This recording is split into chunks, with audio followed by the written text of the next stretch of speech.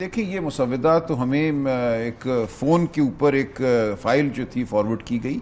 हमने यही कहा कि फ़ोन पे तो नहीं हम इस मुसव्वदे को पढ़ सकते, हम जाएंगे प्रिंट करके दफ्तर में बैठ के जो पीटीआई के वकला हैं हम इस पे गौर करेंगे और फिर हम वापस आएंगे।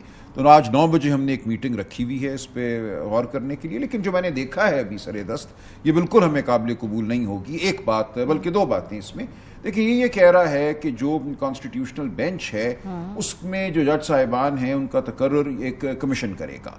अगर आप अब इस कमीशन की हैयत देखें जो ये बना रहे हैं, अगर ये मिसाल के तौर पे कल या परसों ये तरमीम हो जाती है तो फौरी तौर पे जो कमीशन वजूद में आएगा वो हुकूमत का डोमिनेटेड कमीशन है। यानी कि हुकूमत ही की जो अपीलें हैं इस वक्त वो तमाम अपीलें चली जाएंगी इस आइनी बेंच के पास। इस आइनी बेंच की तश्कील हुकूमत करेगी और बिलखुसूस जो मिलिट्री कोर्ट्स के हवाले से हुकूमत की अपील, हम मुकदमा 5 जज साहिबान के सामने जीते हुए हैं, वो अपील इस वक्त एक 7 मेंबर बेंच के सामने पेंडिंग है।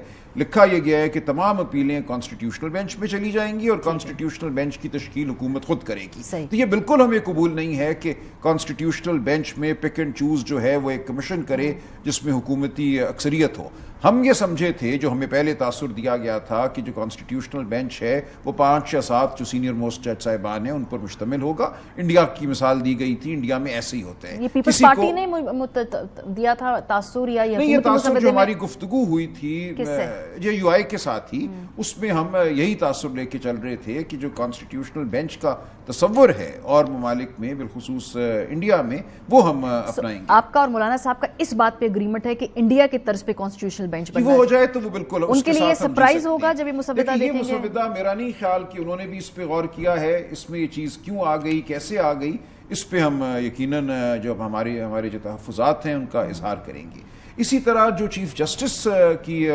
तकर्री का मामला है कि 3 सीनियर मोस्ट जजों में से किसी एक का इंतखाब, फिर जब आप कहते हैं कि पार्लिमानी कमेटी होगी और उसमें मुतनासिब नुमाइंदगी होगी तो जाहिर है जो हुकूमत है उसी की अक्सरियत होगी।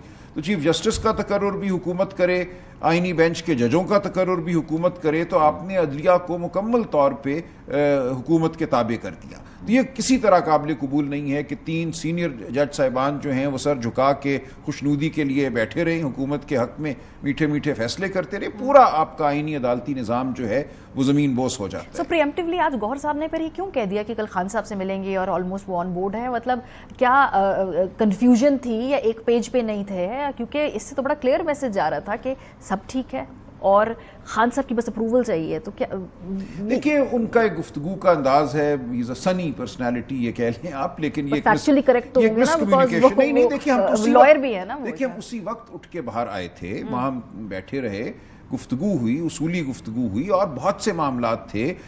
कल रात जब हम मौलाना के घर से उठे 12:15 बजे, हमारे उठने के बाद 3 साढ़े 3 बजे तक वहाँ मीटिंग्स चलती रहीं। बिलावल साहब आए, प्राइम मिनिस्टर साहब वहाँ पे आए और हमें यह बताया गया कि एक दफ़ा फिर तकाजा हुआ कि आइन का जो आर्टिकल 8 है उसमें तब्दीली की जाए, जो बुनियादी हुकूक के हवाले से एक कदवन है कि पार्लिमान बुनियादी हुकूक से मुतसादिम कानून साजी नहीं कर सकती, उसमें गुंजाइश पैदा की जाए मिलिट्री कोर्ट्स की। तो वो मौलाना ने बहुत पुरज़म और एक वाज़ेह स्टैंड लिया कि ये हम बिल्कुल नहीं होने देंगे, हम नहीं मानते। तो इस पर बहुत हमने गुफ्तगू की।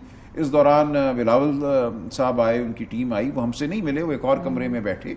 जाते हुए वो सिर्फ हमें सलाम करने के लिए उस कमरे में आए और सलाम करके चले गए। हमने वालेकुम सलाम किया, लेकिन वक्त गुजरा, इसी दौरान ये हमें मुसव्वदा फ़ोन पे फॉरवर्ड किया गया और हमने यही कहा कि हम बाहर जाके अपनी मीटिंग करके इसको देखेंगे।